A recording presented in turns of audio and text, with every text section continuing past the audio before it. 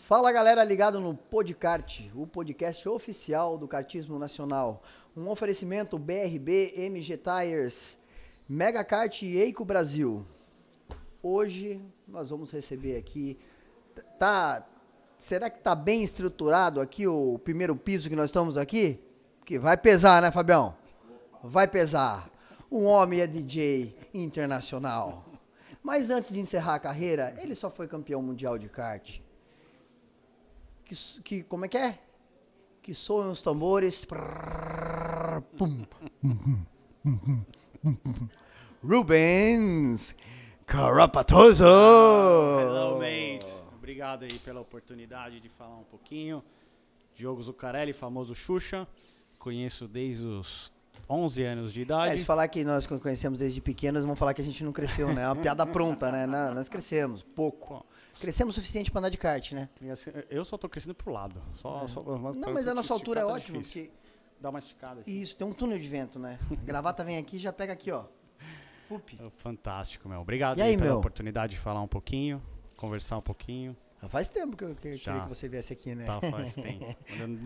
Não tava dando para encaixar? É um homem agora muito vai. ocupado, né? Hoje ele é engenheiro, trabalha na Stock Car, em outras categorias. E é um cara aí que... De frente com o Gabi. Ou com o Xuxa. Cara que dispensa comentários, né, meu? E aí, como é que você começou no kart? Eu falei pro Danilo hoje aqui. Ele... Que você... Cara... Eu comecei no kart e você e nós o Danilo já já éramos, andava. a gente Você já disputava. andava. Eu comecei meio que por acaso. Meu pai gostava, né? Andava de kart quando era moleque, dividia um kart com os amigos, né? Não tinha poder aquisitivo para poder comprar um kart. Mas depois, né?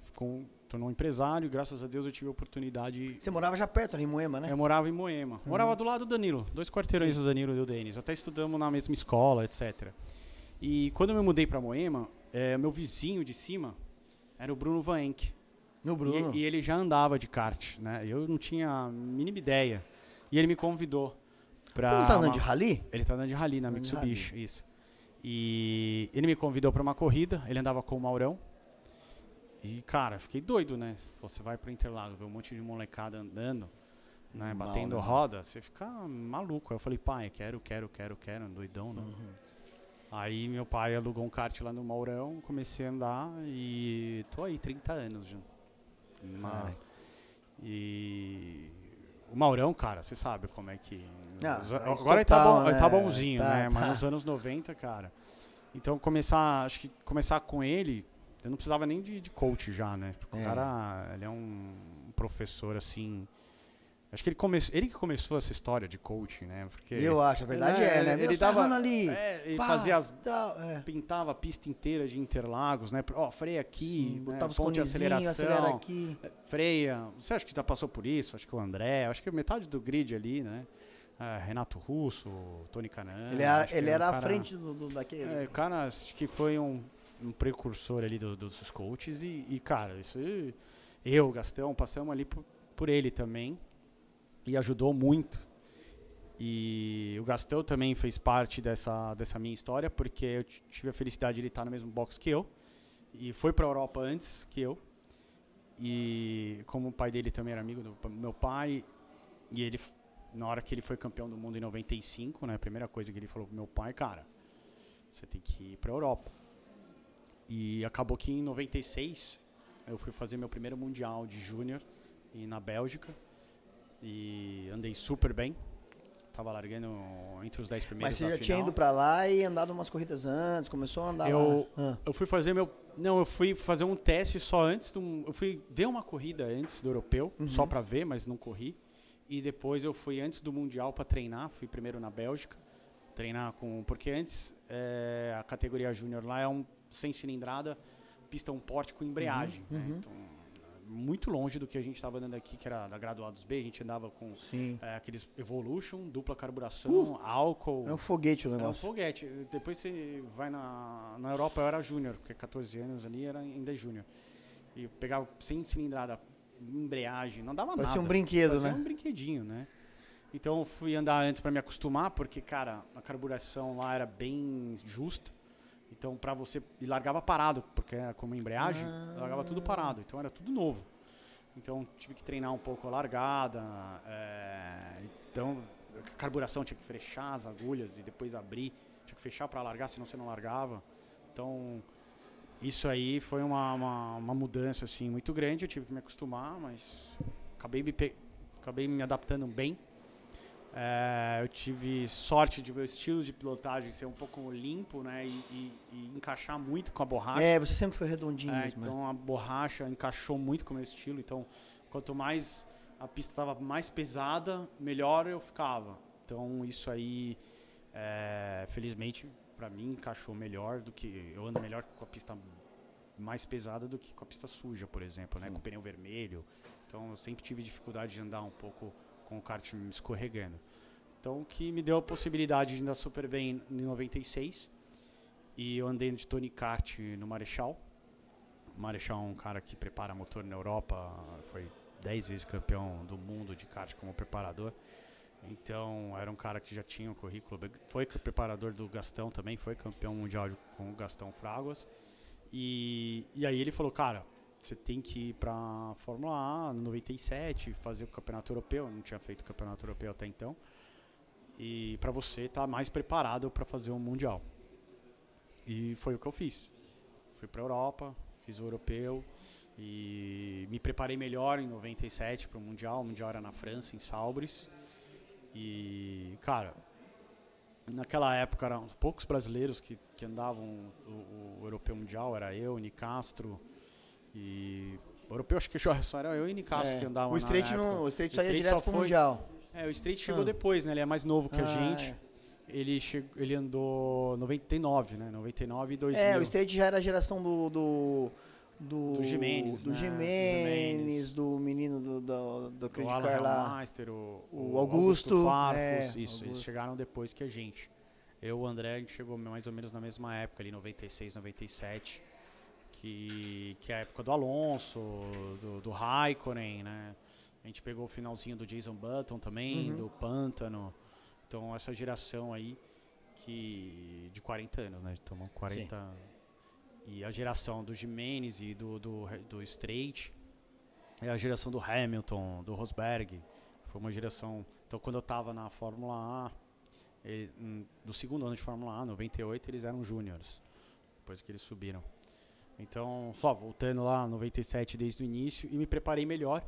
Então, em 97, eu já fui bem melhor. Já fiz, por exemplo, larguei a final em segundo lugar, né, com chances de ir para o pódio. Mas eu me enrosquei com o Liuzzi nas primeiras voltas. Ele acabou passando em cima de mim e acabou quebrando a garra do meu motor. Meu motor andou para frente, eu acabei perdendo rendimento durante a corrida.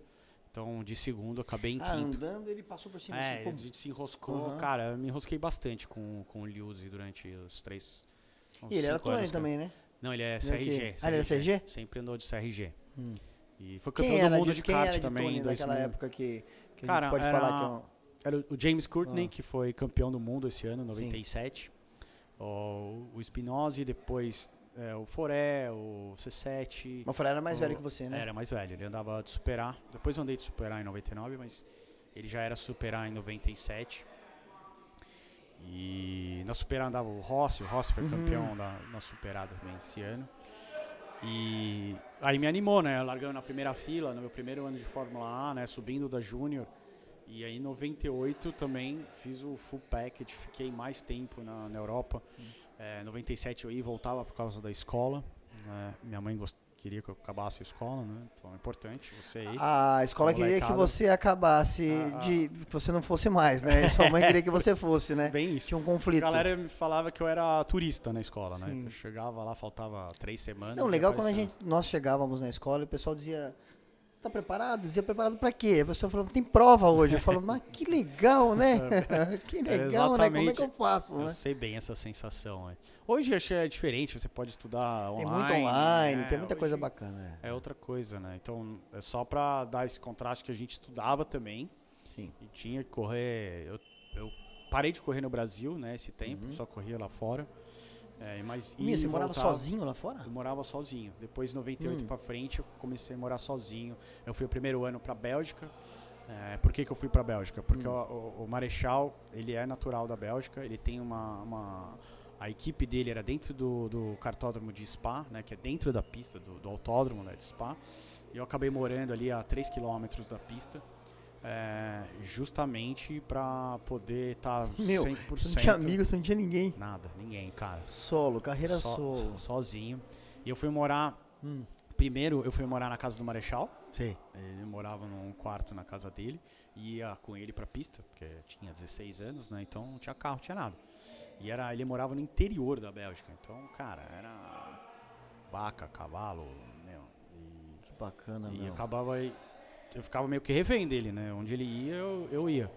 Mas, cara, foi bom, porque me ajudou a ficar focado. Amadurecer também como pessoa, como homem, né, também. Você não tem quem lave a cueca, não tem quem lave nada. Fazer comida também. A maioria da comida eu almoçava na pista, né, e depois jantava ali com ele. Quando ele não tava, eu tinha que me virar. Bom que eu aprendi o francês, né, que ali E aí, quando que você falou, não, agora já dá pra morar sozinho? Você tinha feito 18 já, não? Então, quando eu fiz... Quando em 99 eu já fui morar sozinho, assim. 17, então. Aí depois eu fui morar com um amigo meu, belga. Você mora lá, né? Acaba fazendo amigo. Eu fiz um amigo na Bélgica que morava do lado da pista, que era piloto também, o Carré Bourton. E acabei morando com ele ali mais um ano. E o bom é que eu aprendi francês bem. E o que me ajudou também é que eu ia todo dia pra oficina.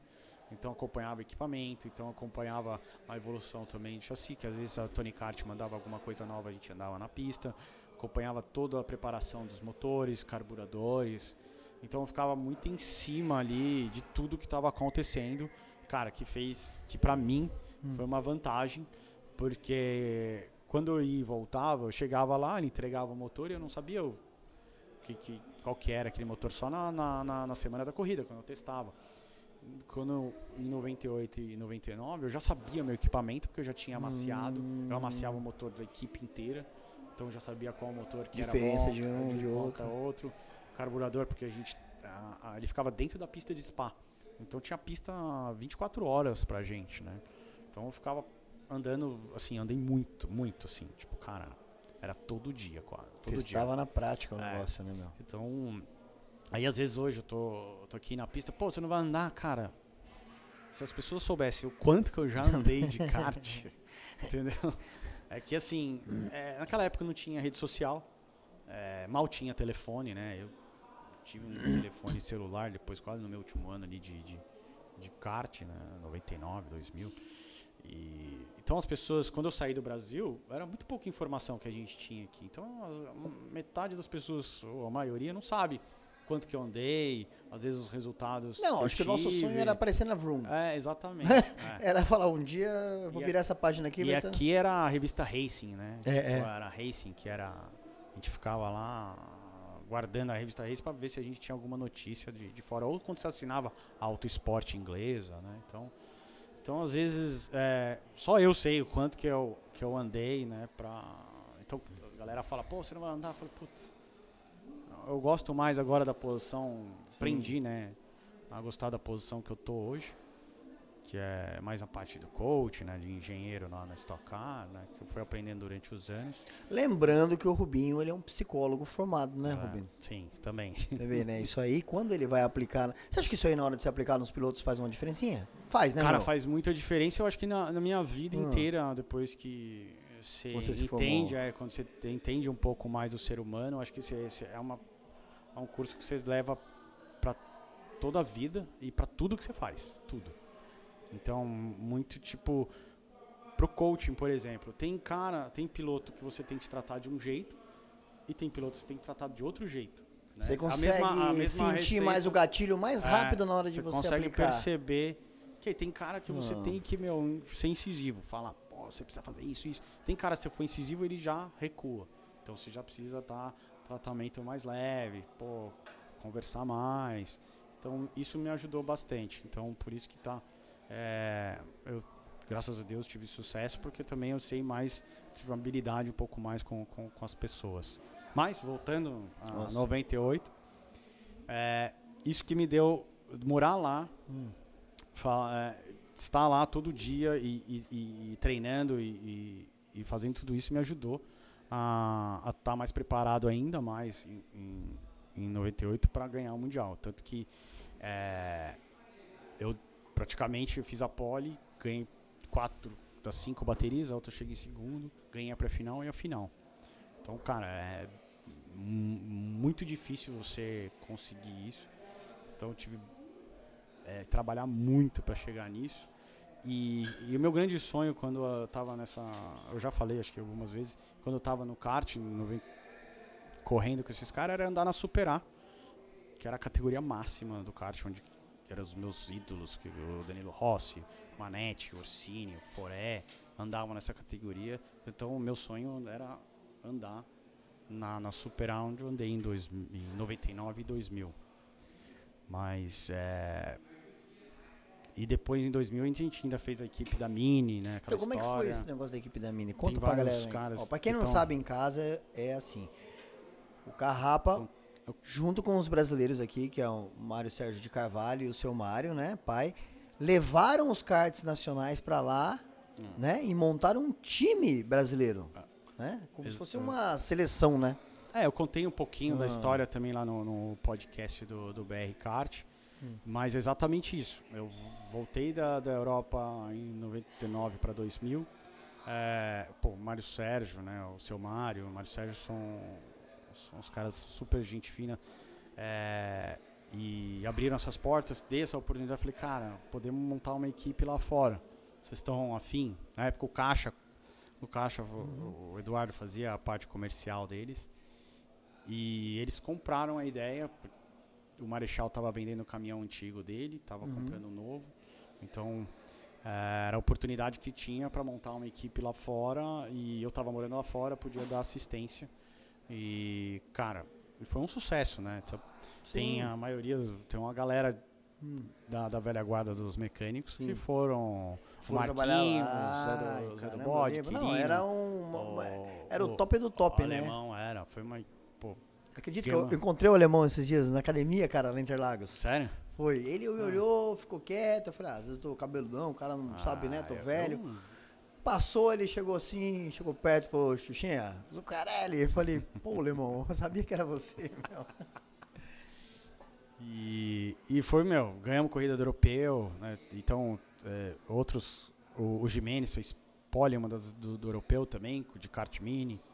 Então, assim, foi legal, um produto brasileiro, né? Uma equipe brasileira, andar lá fora e ser competitivo lá também.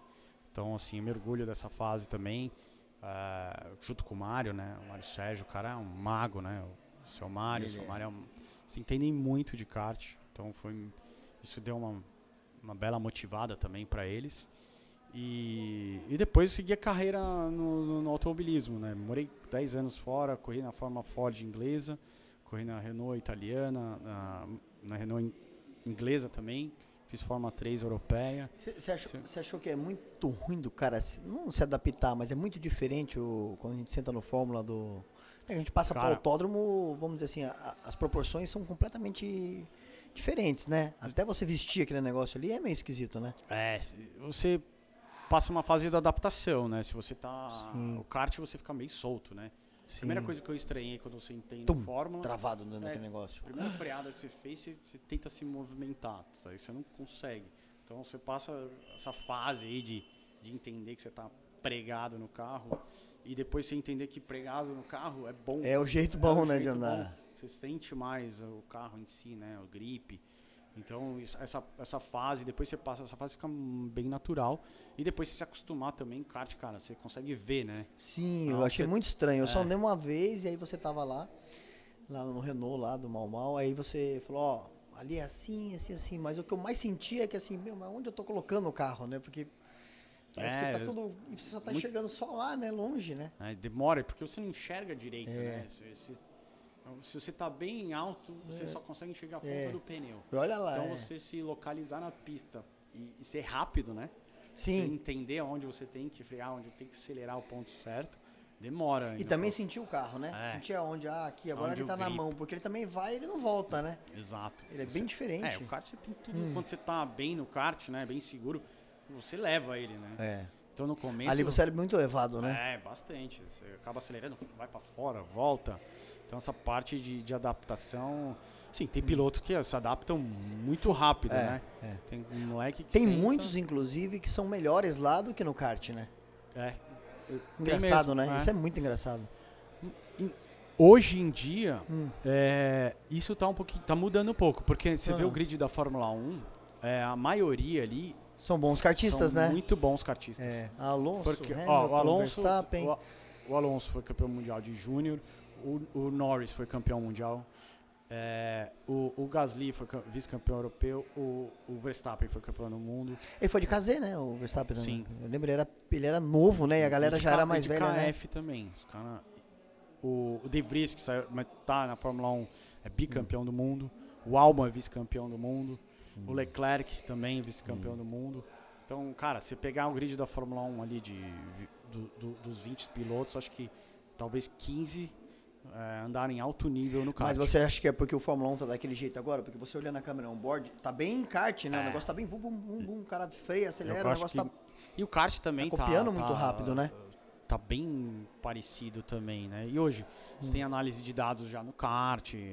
Você vai na Europa, o ambiente do kart é muito profissional, muito profissional. Tanto que tem equipes, agora com a Prema, que tem equipe de kart, muitas equipes da Fórmula 1 buscam pilotos agora muito novos no kart. Você vê Sauber, Mercedes, Red Bull, tem a própria Alpine, tem pilotos já no kart. Então só mostra que o cara sai do kart já bem mais preparado do que era, eu acho que talvez na minha época. E outra... você vê lá na Europa, os caras já têm preparador físico com 12 anos. É mais completo, né? A estrutura anos, por trás do cara, né? Ele já chega mais pronto para poder... O cara com 15 anos já tá andando de Fórmula 4 super bem ainda, né? Tipo, os caras 14 anos estão botando num carro de corrida. Cara, eu 14 anos, eu acho que eu tava andando com você de júnior maior, né? Então, cara... Não dá nem... Eu fui sentar a primeira vez num carro de corrida de Fórmula 4 e eu tinha 18 anos quase. Rubinho, o que eu acho que eu mais tive dificuldade, eu acho que você também, por nós sermos mirradinho e tal, na época, pequenininho, quando nós saímos do kart pequeno e entramos direto pra júnior menor. Porque assim, era meio sem noção, né? Os caras botávamos a gente, não, vamos botar o cara com redutor grande, pra ele ficar... era o contrário. É o contrário, né? Os caras pensavam... A gente virava de júnior em Interlagos 48, 49, eu acho. Fazia pole, às vezes de júnior fazia pole geral. Porque pesava 130 quilos o kart com o piloto. Eles botavam aquele redutor grande e a gente saia voando na pista. Hoje eles pegam a júnior menor, a júnior maior, querem cada vez... mais lento, mais Até lento. Pra chegar mais perto do cadete, né? Tem um salto não muito grande. Não, na nossa época era o contrário. Não, vai andar assim que você vai aguentar melhor quando você pegar o kart mais lento. Nossa, meu. Nossos pais, eles... Nossa, caiu o pescoço, né? Mas graças a Deus eu tive... O meu pai foi acho que todo mundo, né? Grande patrocinador. O principal, teve a oportunidade de pagar para eu andar. Primeiro ano na Europa. E... se não fosse isso, acho que eu nem estaria aqui. Então, acho que todo mundo... o kart ou automobilismo é um esporte super caro. Né? Eu acho que deve ser um dos esportes mais caros que tem. Sim. Não vejo, sei lá, talvez hipismo. O pessoal equivale muito ao hipismo e tal, né? Então, se você não tiver um poder aquisitivo legal, você acaba não... se às vezes você é talentoso, que acontece, né, na maioria das vezes, você é super talentoso, só que você não tem o dinheiro para poder chegar lá e acaba gerando uma frustração também grande. Acho que todo mundo, você também andava super bem, eu também, tem vários outros caras aí que era uma época... nos anos 90, na época que a gente andava, se você pegar o nosso grid, da júnior maior que seja, dos 94, 95, a maioria chegou na Fórmula 1 ou na Fórmula Indy, ou tá andando de Stock Car, por exemplo, entendeu? Então, muita gente que acelera, né? Então foi uma época assim que a gente tem sorte, aliás, porque a gente andou em alto nível. Fábio, é privilégio, né? A gente andou na época que era alto nível mundial. Total. Não, nunca é difícil um cara mesmo repetir a vitória, porque assim, toda corrida todo mundo tinha chance. Exatamente. E era uma disputa muito dura, mas muito limpa, né? Ninguém ficava. Isso que eu acho que é bem diferente dessa época. Hoje trancam muito contato. Naquela época a gente, brigava com contato. Sim, mas tava mais rápido, passava, né? Passava. E se ajudava, você pegava uma carona com outro cara que tava mais rápido atrás de você e ia pra cima daquele outro, né? Hoje parece a gente decidia mais no final ali, Sim. né? Eu acho que a corrida a dinâmica era mais diferente. Mais madura, parece, né? Hoje, as 2, 3 primeiras voltas, cara, aí... Sambando, andando de lado, né? Caranguejando e fechando o cara e freando, e aí dá um buraco pro primeiro. Exato. Que nem aqueles dois ali, nem o segundo, terceiro, quarto, consegue alcançar de novo. Que eu não entendo quando... você tá em primeiro, segundo, terceiro, eu até entendo ali a briga, né, mais forte. Mas, cara, você tá em 15º. Por que você vai fechar, cara? Sério. Qual que é o seu objetivo? Eu corri esse dia na academia, na esteira, que a mulher falou, vamos fazer uma disputa, vai ganhar o ingresso do cinema. E aí eu 2 vezes parei para amarrar o cabelo, mas eu pulei na esteira, até eu perdi o ritmo, né? E quando ela entregou o negócio, eu perdi, né? Porque foi um cara que ganhou. Teve um lá que implicou, ele falou, vou deixar o cabelo crescer pra... Eu falei, não, você é calvo, não tem nem como você deixar crescer, né, amigo? Sem inveja. Eu falei, mas eu vou dar a toalha pra você tá reclamando, eu vou dar a toalha. Eu falei, amigão, eu não disputo o segundo lugar. Eu tô aqui pra ganhar, eu já perdi de um lá, terceiro, quarto pra nós. Era assim, né, Lógico que era. Era assim. Cara, gente... Você chegava em segundo, puto que você chegou em segundo. Eu era tão, sangue nos olhos que eu falei, eu vou se é pra ganhar, eu preciso morar na Europa sozinho. Eu ligava o botão assim, foda-se. Eu vou morar sozinho na Europa e pau na máquina. Eu acho que essa mentalidade, eu acho que você tem que ter, eu acho que qualquer esporte, né? Você tem que ter o botãozinho, é isso, vambora. Então vamos Você tem que ter um pouquinho, você tem que sair do limite, né? Porque se você não for mais do que todos são bons, todos treinam, você tem que estar... Enquanto o cara tá descansando, você tem que estar ali, né? Todas as corridas que você ganhou, você treinou menos ou mais? Mais, sempre mais. Então essa é a conta, meu. Não tem como, né, meu? Eu acho, né? Eu não acompanho poucos outros esportes, mas eu vejo que normalmente o maior vencedor lá é o tenista que mais joga, é o cara que mais joga bola, é o Cristiano Ronaldo lá. O Michael Jordan, você vê lá no Netflix. Hoje você tem documentário de todos esses caras. Você entra no Netflix e vê o documentário do Michael Jordan. Todo mundo ia embora, o cara ficava lá. Sexta. Então, o cara virou o Michael Jordan. A história do Ayrton Senna. Tomava pau na chuva. Toda vez que chovia. Vamos lá na chuva. Rogério Ceni terminava o treino e ficava batendo falta ali. O cara não errava uma falta, né, meu? Então, cara, molecada, você tá vendo isso aí? Quer ser campeão brasileiro, campeão do mundo, ir pra Fórmula 1? Então, galera parou de andar, continua andando, senão... Tem que treinar. Vamos falar desse menino aí. O que você acha desse menino? Eu acho interessante porque... Qual menino? O Morgato, ele tem uma história muito legal, né? Pra quem tá acompanhando em casa e não sabe, o Morgato andou lá fora, né? Você sabe disso mais de perto. Sim. Ele voltou e ele se reinventou, né, meu? Ele foi nos Estados Unidos. Teve resiliência, né? Teve. Falar, não, acreditar, é difícil você... Sim. Dar um passo pra trás, falar, cara... Até quando tá já mais elevado, porque ele andava na equipe ali da Beetle Art, né?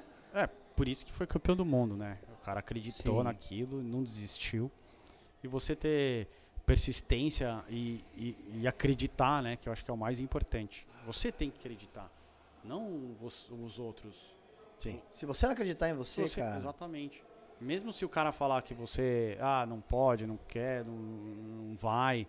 Cara, se você acreditar, com certeza, de alguma maneira, vai acontecer. Às vezes não é no tempo que a gente acha, que a gente goste, mas se você persistir, com certeza vai acontecer. Eu acho que com ele foi um caso bem clássico. O cara persistiu, foi lá, acreditou, treinou, né? Se reinventou, como você falou. Sim, voltou pra cá, andou aqui, voltou nos Estados Unidos, andou, saiu um pouco do foco ali da Europa. Chamaram ele numa oportunidade única, porque pelo jeito era a única. Exato. Ele sentou lá e... Trabalhou bastante, acreditou, sabia, né, que aquele equipamento era possível ser campeão do mundo, e foi lá e passeou na final. Então, e parece que nós estamos tendo um outro comecinho de uma história do menino do Gabriel, né? Gabriel, ele tá andando super bem. Almoça e janta o negócio. Exatamente. Não tem segredo. O cara tá lá. A gente conversou também na outra oportunidade que a gente teve no podcast, falamos exatamente isso. E ele come, almoça, janta, toma café da manhã, kart. Kart. Então, assim... E já tá fazendo diferença, né, meu? Falei com o Molina isso daí, o menino sentou lá. Alguém já tinha feito aquilo? Acho que não, assim. Acho que não, né? Nem os europeus, não. Né? Ele tá Foram dominando. 5 hits? Foram. Eu acho que foi tudo. Foi 5 hits, 5 melhores voltas. 5 tudo, né? 5 tudo, né? Ele fez barba, cabelo e bigode. Literalmente, Eu acho que ele tá...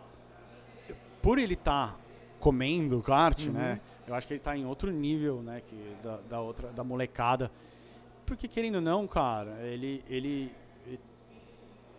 absorveu isso, né? Ele entendeu que com isso ele vai ser melhor tecnicamente, e sendo melhor tecnicamente, ele vai ser melhor na pista. Que ele vai entender melhor o funcionamento do equipamento e você acaba se adaptando a tocada para aquilo, né? Às vezes você não tá com o melhor kart, mas às vezes tá um pouquinho dianteiro, mas aí você sabe que, cara, tá dianteiro na entrada, mas se eu frear um pouquinho mais, segurar um pouquinho mais no freio, eu vou conseguir levar o kart até o final. Isso você só consegue com horas e horas de pista. A hora que você tá ali vestindo o troço, tá sensível, tá tudo ali na mão, você tá literalmente uma coisa só, né? Cara, ele deu um passão, eu vi eu até repostei o passão que ele deu, uma curva que ninguém passava, uma dupla pra direita. Então o cara fez a primeira, naquele meio entre as duas curvas, ele acelerou e tem que estar dominando muito para fazer um negócio daquele.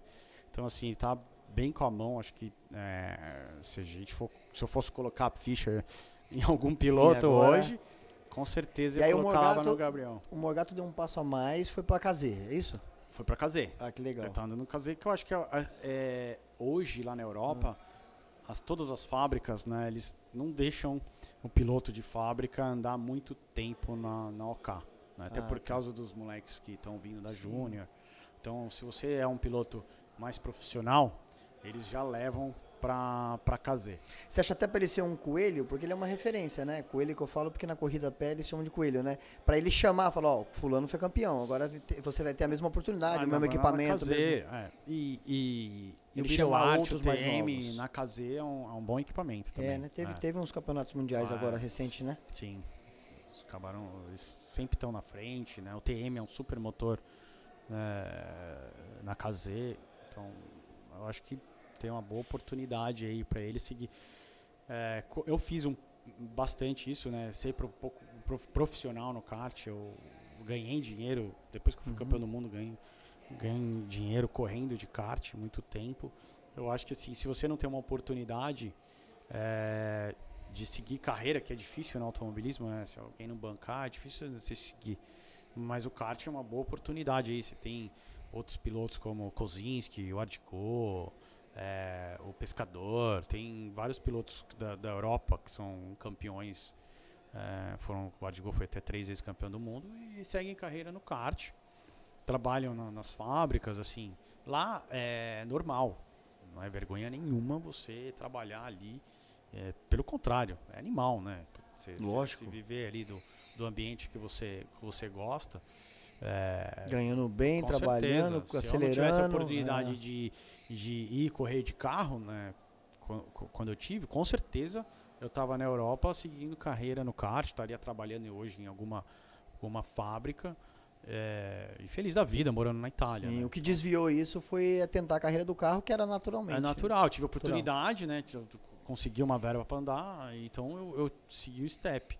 Mas o Morgata é super jovem, então, assim, capaz de ele ganhar mais um título mundial, um europeu, e aí uma pessoa gostar, um patrocinador investir na carreira dele, tudo é possível, ele é super novo. Então, assim, a vida no automobilismo não é só a Fórmula 1. Não. Tem outras categorias hoje que os pilotos são profissionais, ganham dinheiro, fora da Fórmula 1, entendeu? Tem muita coisa bacana, né? Fora da Fórmula 1. GT. O Farfus é um que é o nosso exemplo, né? Um orgulho. O Farfus, Acelera lá. o João Paulo Oliveira. Sim, o João. São caras que seguiram para um Pipo Derani, seguiram para um outro caminho e estão super felizes ganhando dinheiro e fazendo o que gostam. Né? Sim, o Fraga ficou lá um tempo também, né? O Fraga na também. equipe principal lá. O Fraga voltou para correr na Stock. Era da Ferrari a equipe? Não. O Fraga chegou a correr uma das equipes, uma das corridas, mas correu de Mercedes. Quem é piloto da Ferrari é o Daniel Serra. O Daniel Serra é piloto oficial da Ferrari. E na Europa, né? Então, segue carreira também, não tá andando de Fórmula 1, mas é piloto da Ferrari no GT. Então, assim, às vezes a gente fica atrelado a um sonho de criança nosso, dos nossos pais também. Principalmente dos pais. Né? Exato, de ver o filho na Fórmula 1, mas o automobilismo tem um leque muito grande, dá para você correr em diversos lugares e ser profissional e ganhar dinheiro também, independente se não é na Fórmula 1. Né? Cara, Rubinho é nosso DJ, né? Nas horas vagas. Nas horas vagas. No hobby.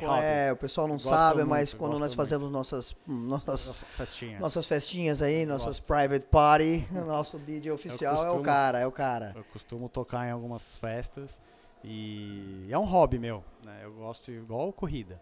Então é uma coisa... muita gente, o hobby é corrida e o nosso é o trabalho. Nosso trabalho. Então eu tive que procurar uma outra coisa de ser meu hobby para eu desligar um pouco do nosso trabalho, né? Então, eu gosto bastante. A música é assim, né? A música é minha válvula de escape. E Rubinho, você acha? Eu perguntei aquele dia que nós estávamos com o Raul, o Raul Boesel, ele falou, eu falei, é como se fosse carburar e você sai sem referência nenhuma, né? Porque ele me explicou o lance aqui, o computador, ele não põe um computador para ler a próxima música, para encaixar em tantos você tem BPM. Que ler o público, né? E entender o que o público quer. Eu falei, então se você saísse na corrida e viesse ter que carburar no exatamente, escuro, ele falou, no escuro, você sai descarburado, né? Você sai descarburado, aí você vai ajeitando a agulha de acordo com o público ali e tentando encaixar uma na outra. E vai sentindo, vai fazendo. Não é uma receita de bolo, você coloca. E é igualzinho, porque depois no final chega na libra certa e você acelera um pouco no final, não é? Exatamente. E aí a galera não quer que pare, é a hora que acabou a corrida.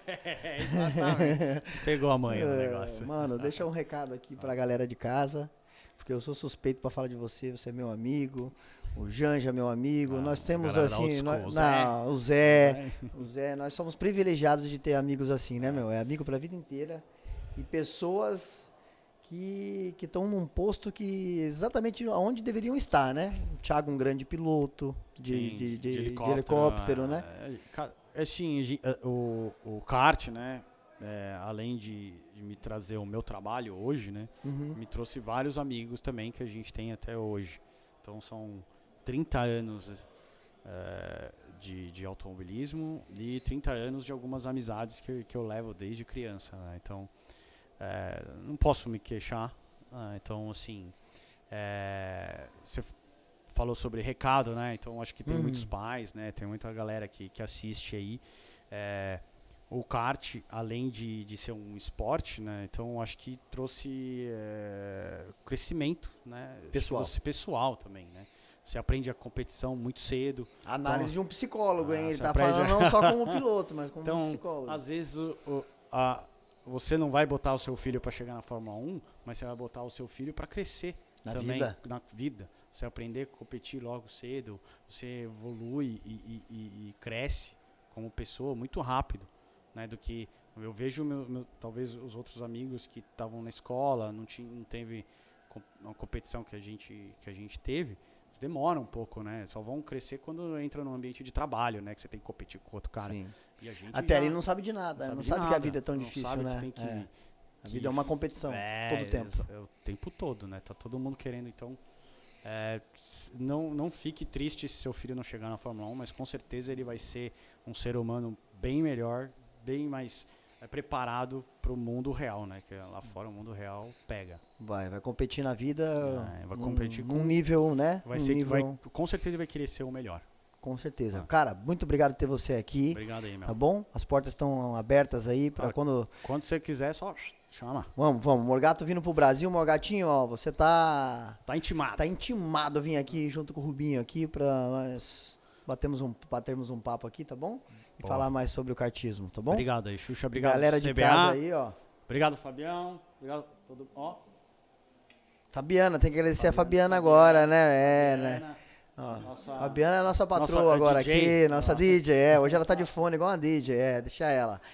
E um abraço pra Fernandinha, galera de casa, por favor aí, ó, vamos lá, vamos se inscrever no canal, dar o seu likezinho no vídeo, é muito assunto legal, muita coisa bacana, deixa nos comentários ali sugestões e tal, o que você acha, nomes, sugerindo nomes pra trazermos aqui, tá bom?